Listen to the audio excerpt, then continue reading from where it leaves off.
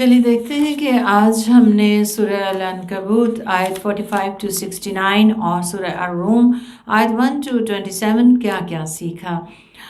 आज हमने सबसे पहली बात जो सीखी वो ये है कि अल्लाह सुब्हानहू व तआला ने नबी करीम सल्लल्लाहु अलैहि वसल्लम को भी कुरान की तिलावत का हुक्म दिया और तिलावत का मतलब हमने समझा और वो ये है कि ना सिर्फ ये कि हमें दुरुस्त अल्फाज के साथ कुरान अज़ीम को पढ़ना चाहिए बल्कि उसके मानी समझकर उस पर अमल भी करना चाहिए।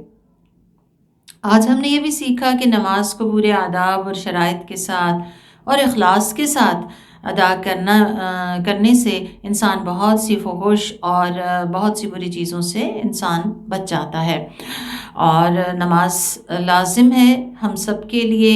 इजहार है इस चीज़ का कि हम मुसलमान हैं, अल्लाह की बंदगी बजा लाने वाले हैं और क़यामत के दिन सबसे पहला हिसाब नमाज का होगा। जिसकी नमाज दुरुस्त होगी उसके लिए फिर आगे बहुत आसानी होगी।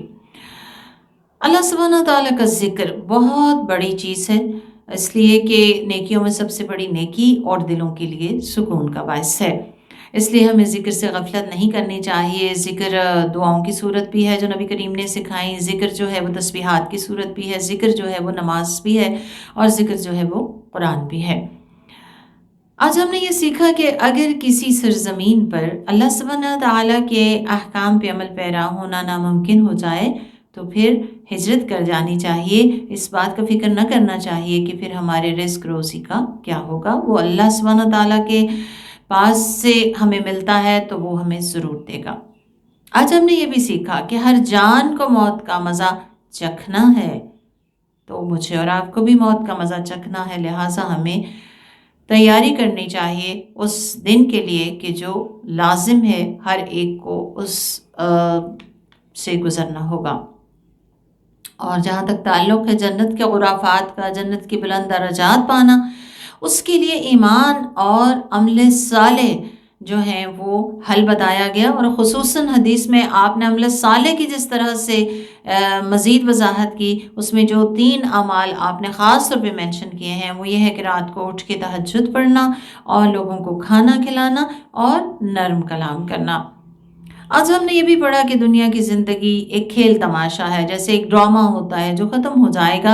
असल घर आखिरत का है, लिहाजा हमें आखिरत की याद दहानी के लिए और उस याद को ताज़ा रखने के लिए लाजिम है कि हम कुरान के साथ मुसलसल वाबस्ता रहें, कुरान का इल्म हासिल करते रहें ताकि हम अपनी आखिरत से कभी गाफिल ना हों। आज हमने अल्लाह सुब्हानहू व तआला के 2 वादों के बारे में पढ़ा।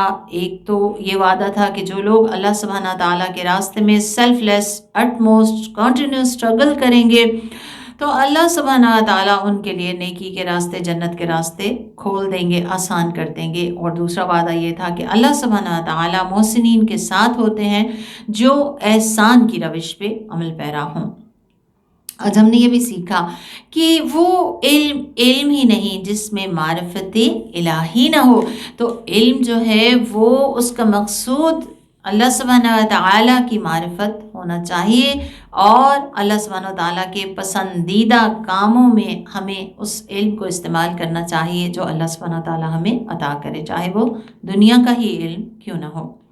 आज का हमारा जुमला था फसुब्हानल्लाहि हीन तुमसूना व हीन तुस्बिहून, यानी अल्लाह की पाकी बयान करो सुबह जब तुम करते हो, जब तुम शाम करते हो।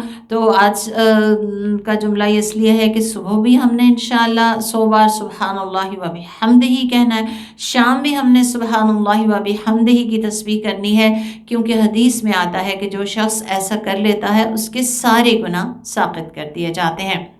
आज हमें निकाह का मकसद समझ आया और वो क्या है कि अज़वाज दोनों फरीक एक दूसरे के लिए बाइस से सुकून हों, एक दूसरे के लिए बाइस से राहत हों। तो हमें इस लेवल को अटेन करने के लिए कोशिश करनी चाहिए और इस पे सोचना चाहिए और हर उस चीज़ से इज्तनाब करना चाहिए जो दूसरे को बेसुकून करने वाली है।